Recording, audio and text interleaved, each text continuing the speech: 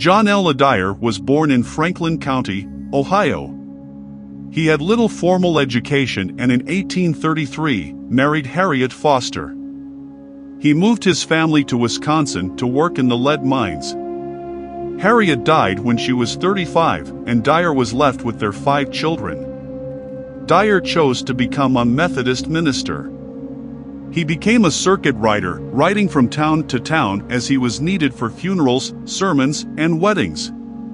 Dyer moved to Colorado in 1859. He was appointed an itinerant preacher to the mining camps in what are now Lake, Summit, and Park counties. Father Dyer hiked through blizzards to reach remote mining towns, preaching in saloons, tents, and on street corners. Many times the miners put gold dust in the offering plate, as most were too poor to give actual cash. In many towns he set up churches, including one in Breckenridge that still holds services today, Father Dyer United Methodist Church. Understood the hard lives of miners. Dyer's life as a minister was far from easy, and he made little money on his circuit. To make more, he started carrying mail between Alma and Leadville when traveling over Mosquito Pass. Atop Mosquito Pass are 2 memorials bearing his name. Dyer became quite well known and was affectionately nicknamed Father Dyer, despite the fact that Methodist ministers were not called Father. Lucinda Rankin was a widow who lived near Castle Rock. In 1870, she and Father Dyer married. For 15 years until Dyer could no longer travel on his circuit. The Snowshoe Itinerant. Father Dyer died in 1901 at the age of 89.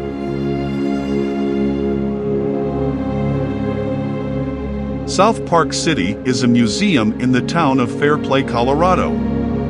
The museum is a historic reconstruction of a mining town from the days of the Colorado Gold Rush and the later Colorado Silver Boom in South Park in the late 1850s through the 1880s. The museum encompasses 35 authentic relocated buildings.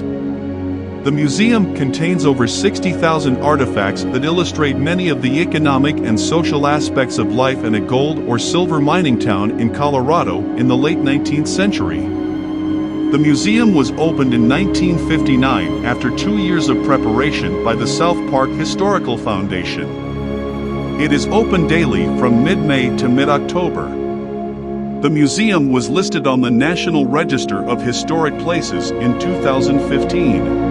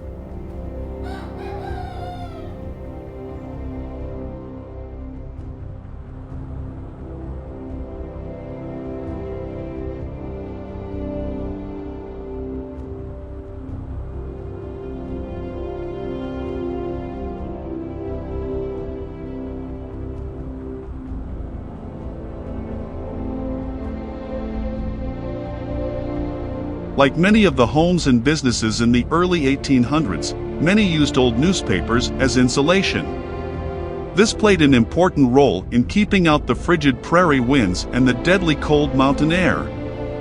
This also kept the warmth of the stove or fireplace from escaping through the gaps in the walls.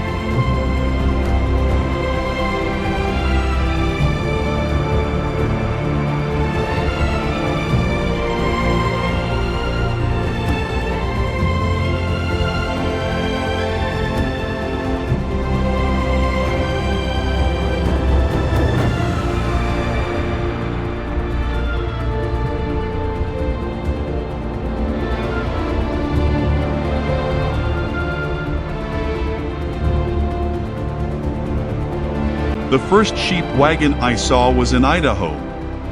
I was the operations NCO performing a recon in the Orchard Combat Training Area. The training area is on BLM land that is leased out to sheep farmers to graze their sheep.